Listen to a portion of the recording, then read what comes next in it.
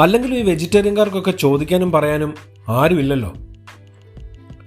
ഏത് പരിപാടിക്ക് പോയാലും എവിടെ ചെന്നാലും വെജിറ്റേറിയൻകാർക്ക് ഒരു പരിഗണനയുമില്ല. ഞാനൊരു വെജിറ്റേറിയനാണ്. അങ്ങനത്തെ സമയത്താണ് ഞാൻ മനസ്സിൽ ഈ ചോദ്യം ചോദിക്കുന്നത്, വെജിറ്റേറിയൻകാർക്ക് ചോദിക്കാനും പറയാനും ആരുമില്ലല്ലോ എന്ന്. പക്ഷെ അങ്ങനെയല്ല കേട്ടോ, ചോദിക്കാനും പറയാനുമൊക്കെ ഉണ്ട്. കാരണം ഇന്ന് വേൾഡ് വെജിറ്റേറിയൻ ഡേ ആണ്.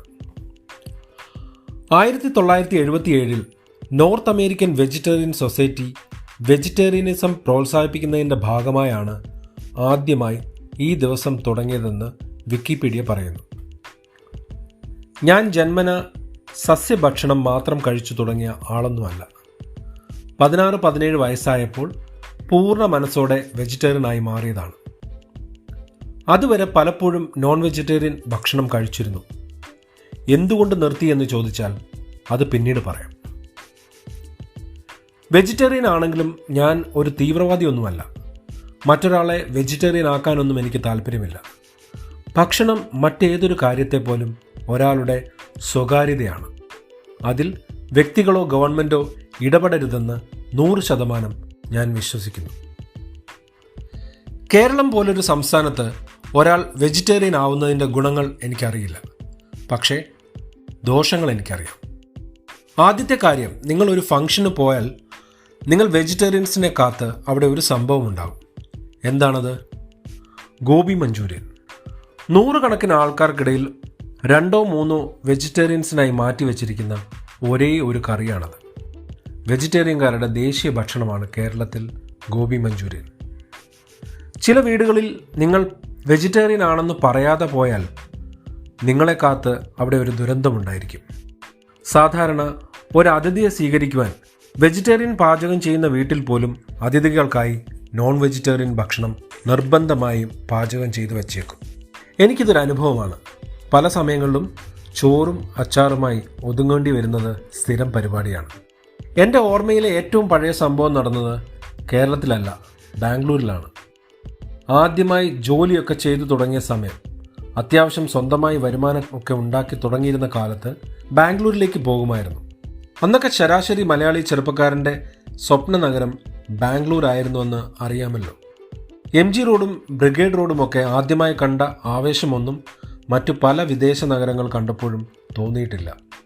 അപ്പോൾ ബാംഗ്ലൂരിലെ സുഹൃത്തുക്കളോടൊന്നിച്ച് ഒരാഴ്ച ചിലവഴിച്ച ഒരു സമയം. അവിടെ തന്നെ പരിചയപ്പെട്ട കണ്ണൂർക്കാരായ മറ്റൊരു സംഘത്തിന് നമ്മളെ തിരിച്ചു വരുന്ന ദിവസത്തിന് തലേന്ന് ഒന്ന് സൽക്കരിക്കുവാൻ ആഗ്രഹം. ആയിക്കോട്ടെ എന്ന് ഞാനും പറഞ്ഞു.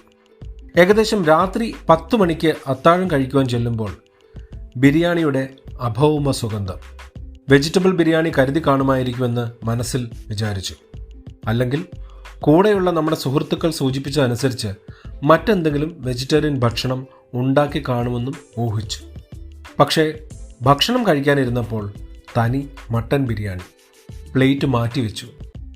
ആതിഥേയർക്ക് വളരെ വിഷമമായി. മട്ടൻ മാറ്റിയാൽ ബിരിയാണി മാത്രമായി കഴിക്കാമോ എന്ന് ചോദിച്ചു. ഇല്ല എന്ന് എൻ്റെ മറുപടി. ആകെ എല്ലാവർക്കും സങ്കടം. കണ്ണൂർക്കാരല്ലേ, വേറെന്തും സഹിക്കും. ഭക്ഷണത്തിൻ്റെ കാര്യം അതവർക്ക് സഹിക്കില്ല. അന്നതവർക്ക് ഒരു വേദനയും എനിക്കത് ഒരു മുന്നറിയിപ്പുമായി.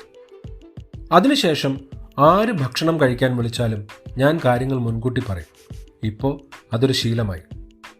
വെജിറ്റേറിയൻകാർ പലതരമുണ്ട്, അല്ലെങ്കിൽ പല രീതിയിൽ അവകാശപ്പെടുന്നവരുണ്ട്. മുട്ട മാത്രം കഴിക്കുന്ന വെജിറ്റേറിയൻസ് ഉണ്ട്. ചിക്കൻ കറിയുടെ ചാറ് മാത്രം കഴിക്കുന്ന വെജിറ്റേറിയൻസിനെ കണ്ടിട്ടുണ്ട്. മീൻ മാത്രം കഴിക്കുന്ന വെജിറ്റേറിയൻസിനെയും കണ്ടിട്ടുണ്ട്. ഓരോരുത്തർക്കും വെജിറ്റേറിയനിസം അവരവരുടെ നിർവചനങ്ങളാണ്. കല്യാണം കഴിക്കുന്നതിന് മുമ്പ് ഒരാഗ്രഹമുണ്ടായിരുന്നു. കല്യാണം കഴിക്കുന്ന പെൺകുട്ടി വെജിറ്റേറിയൻ ആണെങ്കിൽ അത് ഒരു സൗകര്യമായിരിക്കും എന്നൊരു സൂചന മാത്രം വീട്ടുകാരോട് പറഞ്ഞു. ആദ്യമായും അവസാനമായും പെണ്ണ് കണ്ട പെൺകുട്ടിയോട്, അതായത് ഇപ്പോഴത്തെ ഭാര്യയോട് പറഞ്ഞു, ഞാനൊരു വെജിറ്റേറിയനാണ്. കേട്ടപ്പോൾ തന്നെ ഭാര്യയുടെ അമ്മ, എന്തതിശയം, ഇവിടുത്തെ മോളും വെജിറ്റേറിയൻ ആണെന്ന് പറഞ്ഞു. സന്തോഷമായി. ദൈവനിശ്ചയമായിരിക്കുമെന്ന് മനസ്സിൽ കരുതി. കല്യാണത്തിന് മുൻപ് 2 വീട്ടുകാരും തമ്മിൽ കൂടിയപ്പോഴൊക്കെ സസ്യഭക്ഷണം ആവേശത്തോടെ മത്സരിച്ച് തയ്യാറാക്കി വിളമ്പി. കല്യാണം കഴിഞ്ഞു 4-ാം ദിവസം ഭാര്യയുടെ വീട്ടിൽ വിരുന്നിന് ആദ്യമായി പോയപ്പോൾ അന്നത്തെ വൈകുന്നേരം മകൾക്ക് അമ്മ സ്നേഹത്തോടെ മീൻകറി വിളമ്പി. അപ്പോൾ വെജിറ്റേറിയൻ അല്ലേ എന്ന് ചോദിച്ചപ്പോൾ വെജിറ്റേറിയൻ ഒക്കെ തന്നെയാണ്, പക്ഷേ ചെറിയ ചെറിയ മീനൊക്കെ കഴിക്കുമെന്ന് പറഞ്ഞു. ചെറിയ മത്തി, ചെറിയ അയല, അങ്ങനെ ചെറിയതെന്തു. സ്നേഹമയനായ ഭർത്താവല്ലേ, ചെറിയ മീനല്ലേ, ക്ഷമിച്ചു. അങ്ങനെ 18 വർഷമായി. ആ ക്ഷമാശീലം വളർന്നതല്ലാതെ ഒട്ടും കുറഞ്ഞിട്ടില്ല. വെജിറ്റേറിയനിസം ഇഷ്ടത്തോടെ ചെയ്യേണ്ട ഒന്നാണ്, എല്ലാ കാര്യങ്ങളെയും പോലെ. അങ്ങനെയുള്ളവർക്ക് മാത്രമായുള്ള ഒരു ദിവസമാണല്ലോ ഇന്ന്. എന്നോ കേട്ട, അതായത് 16-17 വയസ്സിൽ കേട്ട ഓഷോയുടെ പ്രഭാഷണങ്ങളിലൊന്നാണ് എന്നെ വെജിറ്റേറിയൻ ആക്കിയത്. കൊല്ലാൻ കൊണ്ടുപോകുന്ന മൃഗങ്ങളുടെ അവസാന ചിന്തകളെക്കുറിച്ചുള്ള ആ ഓഡിയോ കാസറ്റ്, ആ പ്രഭാഷണം എൻ്റെ ജീവിതം മാറ്റി. എന്നുവെച്ച് മറ്റുള്ളവർക്ക് അങ്ങനെ തോന്നണമെന്നുള്ള നിർബന്ധമൊന്നും എനിക്കില്ല കേട്ടോ. അപ്പോൾ വെജിറ്റേറിയൻകാർക്കും നോൺ വെജിറ്റേറിയൻകാർക്കുമൊക്കെ ഒരു അടിപൊളി വേൾഡ് വെജിറ്റേറിയൻ ഡേ ആശംസകൾ. നിങ്ങളുടെ അഭിപ്രായങ്ങളും നിങ്ങളുടെ ഭക്ഷണ ഇഷ്ടങ്ങളുമൊക്കെ എപ്പിസോഡ് ഡീറ്റെയിൽസിൽ കാണിച്ചിരിക്കുന്ന ഇമെയിൽ വഴി അറിയിക്കുക. അടുത്ത ദിവസം മറ്റൊരു വിഷയവുമായി എത്തുന്നതുവരെ നന്ദി. വീണ്ടും കാണാം.